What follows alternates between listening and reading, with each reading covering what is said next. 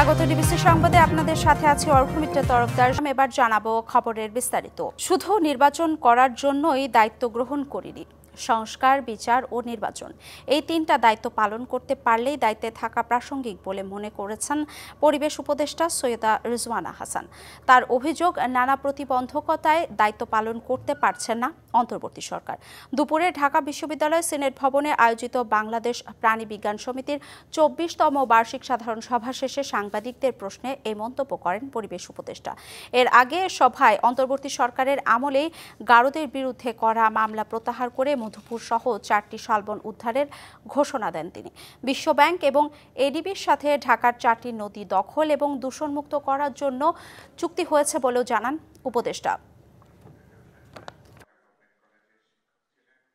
এই যে প্রতিবন্ধকতাগুলো হচ্ছে আমাদের এই বড় দাগের তিনটা দায়িত্ব পালন করার জন্য, এই প্রতিবন্ধকতাগুলোকে আমরা কিভাবে মোকাবেলা করব, আদৌ মোকাবেলা করতে পারবো কিনা, যদি মোকাবেলা করতে পারি কিভাবে করব, যদি মোকাবেলা করতে না পারি তাহলে আমাদের কি করণীয় হবে, আমরা সকলে মিলে এটা চিন্তা করছি। হ্যাঁ, আর প্রধান উপদেষ্টা যদি কোনো সিদ্ধান্ত নেন কোনো ব্যাপারে, আমি প্রথম থেকেই বলে এসেছি যে উনি একটা সময় দিয়েছেন, ডিসেম্বর থেকে জুনের মধ্যে নির্বাচন হবে, তার একদিনও এদিক সেদিক হওয়ার কোনো সুযোগ আমাদের পক্ষ থেকে নেই।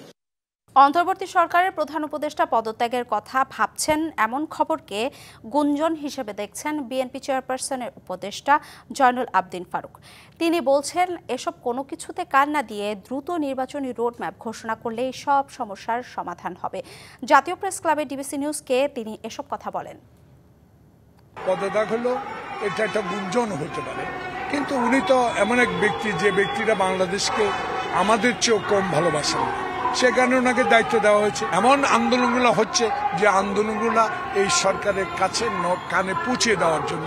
আবার আন্দোলনের সে বিচার হয়েছে, নেশটা ঘরে চলে গেছে, সাম্য হত্যার বিষয়ে আশ্বাস দিয়েছে গ্রেপ্তার হবে। সেখানে আমি মনে করি এটা গুঞ্জন, এবং এই বিষয়ে উনি সতর্কতা অবলম্বন করে নির্বাচনের তারিখ দিলে এইসব গুঞ্জনটা শেষ হয়ে যাবে। নির্বাচন কমিশন পুনর্গঠনের দাবিতে এনসিপির আন্দোলনকে উদ্দেশ্য প্রণোদিত মনে করে বিএনপি। দলটির নেতাদের অভিযোগ, যারা এটা চাইছে তারা আদতে নির্বাচনই চায় না। এদিকে জাতীয় নির্বাচনের আগে স্থানীয় নির্বাচনের যৌক্তিক কোনো কারণ নেই বলে মনে করে সিপিবি। রাজনীতি বিশ্লেষকরা বলছেন, নতুন দল এনসিপির সঙ্গে বিএনপির বিরোধ স্পষ্ট, যা রাজনীতির জন্য অশনি সংকেত। ভেবে চিনতে না এগুলে অঙ্কুরেই এনসিপির হারিয়ে যাওয়ার শঙ্কা রয়েছে।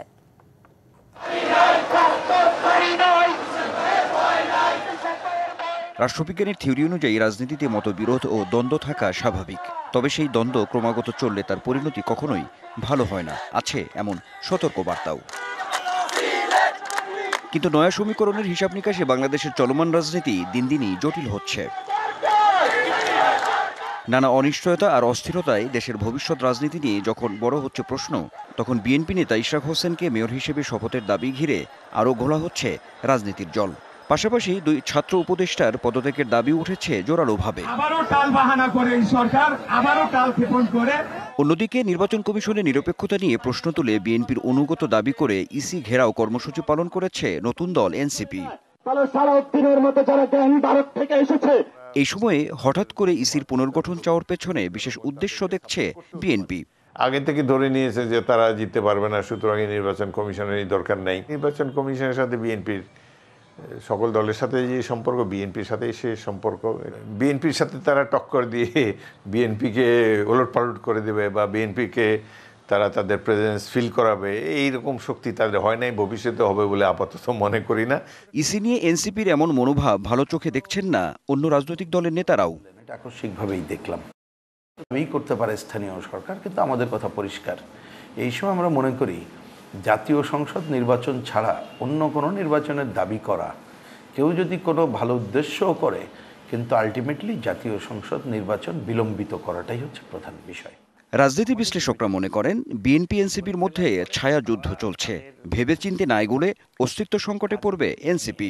তারা তাদের যে ইমেজ, একটা প্রমিজিং রাজনৈতিক দল হিসেবে, সেটা কিন্তু ক্রমাগতভাবে তাদের সেই ইমেজটা টার্নিশড বা কলঙ্কিত হয়ে যাচ্ছে। তারা যেসব জায়গায় লড়াই করছে এগুলো অনেক পেরিফেরাল ইস্যু, সাইড লাইনের ইস্যু, মেইন স্ট্রিমের কোনো ইস্যু না।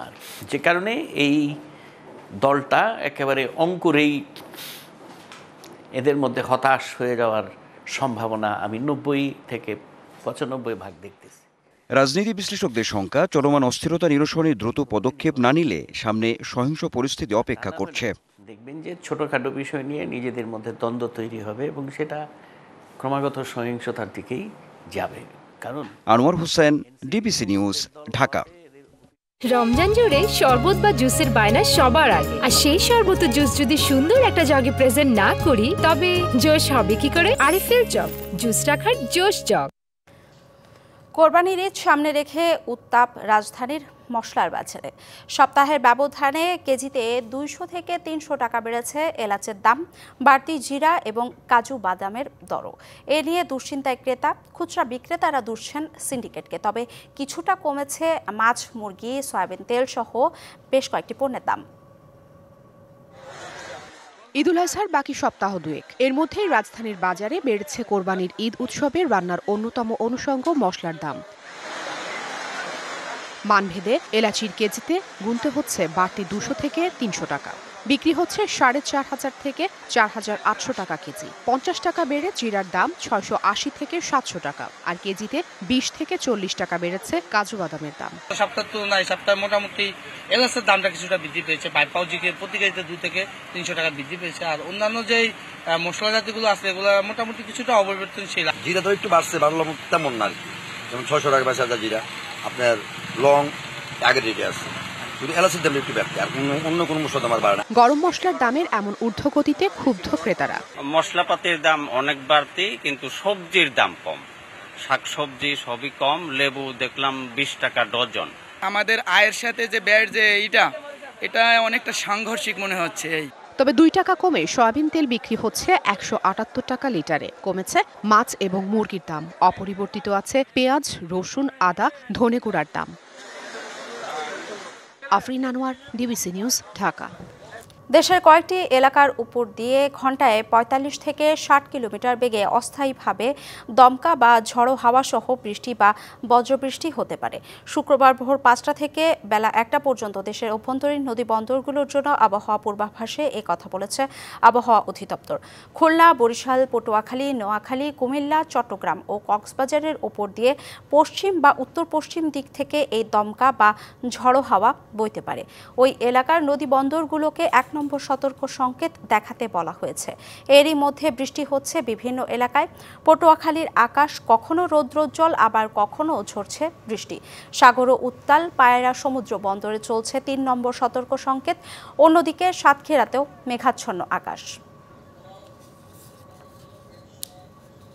সুন্দরবনের 10 কিলোমিটার এলাকায় নতুন করে কোনো শিল্প প্রতিষ্ঠান নির্মাণে নিষেধাজ্ঞা দিয়েছে বন ও পরিবেশ মন্ত্রণালয়। তবে এর আগেই সুন্দরবনের জন্য ঝুঁকিপূর্ণ এলাকাতে 190টি প্রতিষ্ঠান গড়ে উঠেছে। পরিবেশবিদরা বলছেন, এই সব প্রতিষ্ঠান রেখে শুধু একটি প্রজ্ঞাপন জারি সুন্দরবনকে বাঁচাতে পারবে না। তদারকির পাশাপাশি গড়ে ওঠা শিল্প কারখানার বিষয়ে পুনর্বিবেচনার পরামর্শ তাদের।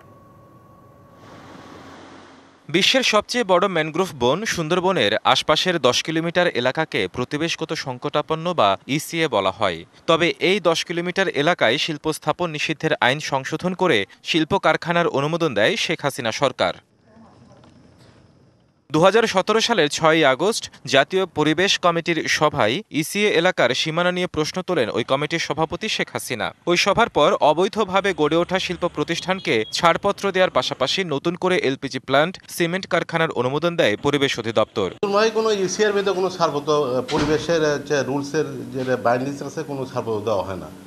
আর যেগুলো হচ্ছে নবায়ন ক্ষেত্রে সেগুলো হচ্ছে স্ট্রিক্টলি মনিটরিং করা হচ্ছে। জানেন যে ইপিজেডের মধ্যে ছাড়পত্র দেওয়াতে কোনো বাধা নেই এবং মংলা শিল্প এলাকাতে নতুন করে কোনো ছাড়পত্র হচ্ছে না। পুরাতন যেগুলি আছে সেগুলিকে শুধুমাত্র নবায়ন করা যাচ্ছে। সুন্দরবনের ইসিএ এলাকার বেশিরভাগ শিল্প কারখানার মালিক ছিলেন তৎকালীন সরকারের প্রভাবশালীরা। এমন 190টি কারখানা, যার মধ্যে 24টি লাল তালিকাভুক্ত। সেই তালিকা জমা দেওয়া হয়েছিল আদালতে। তবে ব্যবস্থা নেওয়া সম্ভব হয়নি। শুধু মোংলা এলাকাতেই গড়ে উঠেছে 100টি শিল্প প্রতিষ্ঠান।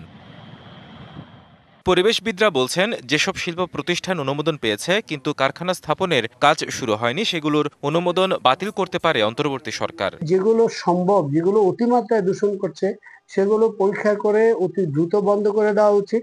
কারণ এরা যেটুকু শিল্পের মাধ্যমে মানুষকে কর্মসংস্থান দিবে বা কাজ করবে, যে অর্থনৈতিক লাভবান হবে, তার চেয়ে বেশি কিন্তু অর্থনৈতিক ক্ষতি হবে আমার এই মাছ এবং অন্যান্য প্রাণী এবং বৈচিত্র্যর যেই ক্ষতি হবে তার ভিতর দিয়ে। সুনির্দিষ্ট যে আইন রয়েছে সেই আইনটাকেই যদি মানা হয়, বাস্তবায়ন করা হয়, তাহলে এই প্রকল্পগুলো, এই অবকাঠামোগুলো থাকার কোনো সুযোগ নাই। এগুলোকে দ্রুত সময়ের মধ্যে অপসারণ করা প্রয়োজন। পানি দূষণ বলেন, বায়ু দূষণ বলেন, এগুলো থেকে সুন্দরবনকে রক্ষার ব্যাপারে পরিবেশ অধিদপ্তর কাজ করবে বলে বন বিভাগ আশা করে। পরিবেশ আইনের যথাযথ প্রয়োগের মাধ্যমে সুন্দরবন হবে সুরক্ষিত, এমন প্রত্যাশা পরিবেশবিদদের। TBC news desk. তহবিল কাটছাঁটের পর এবার হার্ভার্ড বিশ্ববিদ্যালয়ে বিদেশি শিক্ষার্থী ভর্তির সুযোগ বাতিল করল ট্রাম্প প্রশাসন। বৃহস্পতিবার এক বিবৃতিতে বিষয়টি নিশ্চিত করে যুক্তরাষ্ট্রের স্বরাষ্ট্র মন্ত্রণালয়। সামাজিক যোগাযোগ মাধ্যম এক্সে মার্কিন স্বরাষ্ট্রমন্ত্রী ক্রিস্টি নোয়েমো জান লিখেছেন, আইন মেনে চলতে ব্যর্থ হওয়ায় বিদেশি শিক্ষার্থী ভর্তি করতে দেওয়া হবে না হার্ভার্ডে। এটি যুক্তরাষ্ট্রের সব বিশ্ববিদ্যালয় ও শিক্ষা প্রতিষ্ঠানের জন্য একটি সতর্কবার্তা। হার্ভার্ড বিশ্ববিদ্যালয়ে ভর্তি হওয়া বিদেশি শিক্ষার্থীদের স্থানান্তর না করলে তারা আইনগত বৈধতা হারাবেন। একে বেআইনি পদক্ষেপ বলে মন্তব্য করেছে হার্ভার্ড কর্তৃপক্ষ। গত শিক্ষাবর্ষে এই বিশ্ববিদ্যালয়ে প্রায় ৭,০০০ বিদেশি শিক্ষার্থী ভর্তি হন। ডিবিসি সংবাদে এই ছিল এখনকার মতো। ডিবিসি নিউজের সংবাদগুলো পড়তে ভিজিট করুন dbcnews.tv আর ভিজিট করুন ডিবিসি নিউজের ফেসবুক পেজ এবং ইউটিউব চ্যানেল। ডিবিসির সঙ্গেই থাকুন।